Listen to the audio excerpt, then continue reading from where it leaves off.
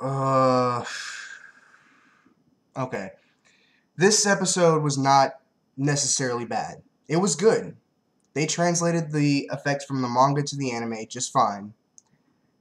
The problem was the order of events.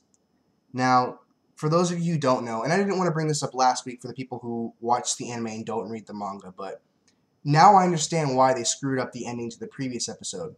See, in the manga, basically what happens is Elizabeth and Satellizer, they talk, they confront each other, and then she leaves. In the anime, last episode, she blew 4 holes into her. Now I understand why she did that, why that radical attack was actually added when it wasn't even in the manga. Now I understand. And this has to do with the siblings arc. In the manga, basically what happens is there's the first season, then there's about 20 chapters called the Sibling arc, and you'll know what that's about if you watch this episode. And then there's this season 2 stuff. Now they're doing it as season 1, season 2, and in the middle of season 2 they're doing the siblings arc. So I'll talk more about that in depth once I recap the episode. Now, this episode centers around Elizabeth Mabley and particularly how she's going to handle the death of Gina and the abuse of the other Pandora from the Chevalier. Now, we pretty much already knew that the Mark IV was going to not end well of sorts, and when Gina got stabbed in the face, we pretty much confirmed that. So basically, Elizabeth comes from a higher up family that is well off, of course, well rich, has a lot of political influence, as we already know, called, of course, the Mabley family. Now, basically, what she does is she tries to get her father involved, and we see a flashback of her when she's young, and her father telling her about noblesse oblige, which is the name of the episode. What that basically means is that if you have the power to make change, you are obligated to do so. And one thing they failed to bring back in from the manga was a scene where Elizabeth was talking to her father, and then later the father is about to start exposing the Chevalier and the Mark IV to the rest of the world, and the executive employees were basically convincing him not to do so because it could ruin the reputation of the company, maybe even bring it down because the Chevalier are even bigger. They're in this world, in this alternate future, they're huge. They're far more influential than any company, than any government for that matter, because they are almost literally the world government. And basically he says noblesse oblige. I mean, my daughter is invoking what I've taught her, so how can I look her in the eye if she does it and I don't, when I'm the one who taught it to her?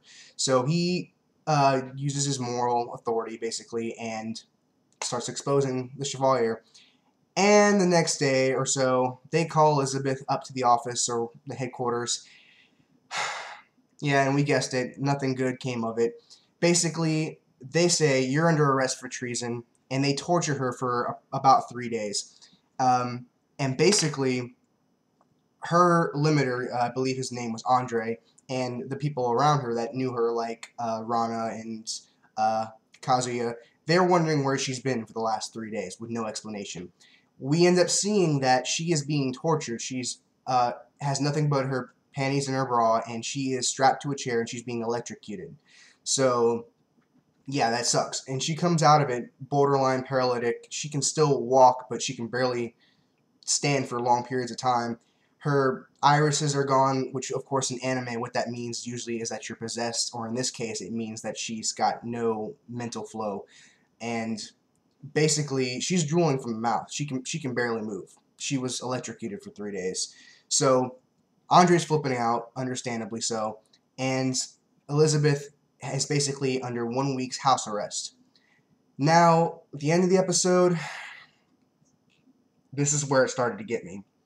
We see her in the wheelchair, okay, and she's talking to Kazuya. She asks to go for him to go get a burger from Burger Queen. Yeah, like Burger King, except they do Burger Queen, and they have a beer that looks exactly like Heineken, but it's called something else. You know how they do in TV shows when they can't, risk getting sued or something like that.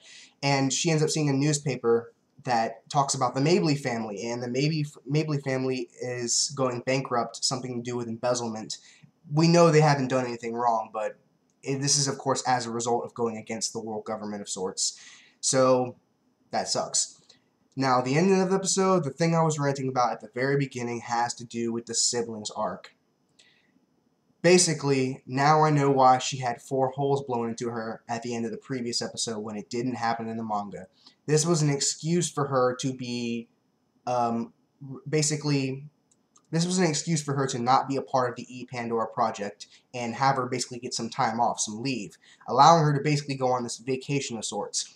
And as soon as that guy pulled up in that limo and said that his Satelliser's sister Violet was wanting to meet her, that's when I knew that they're going to do the siblings arc. And while it's not massively crucial to the story, it is very important to the characters, the 2 main characters, Kazuya and Satelliser, and the bond between them quadruples practically.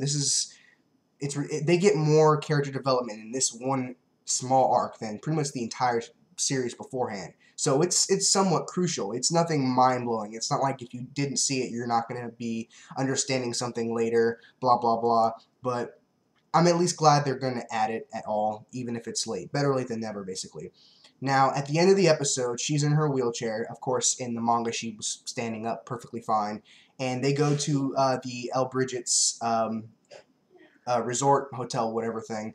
And they see who else but Lewis, the stepbrother who basically molested her when she was younger, hence why she does not like to be touched, and hence why she's, of course, called the Untouchable Queen.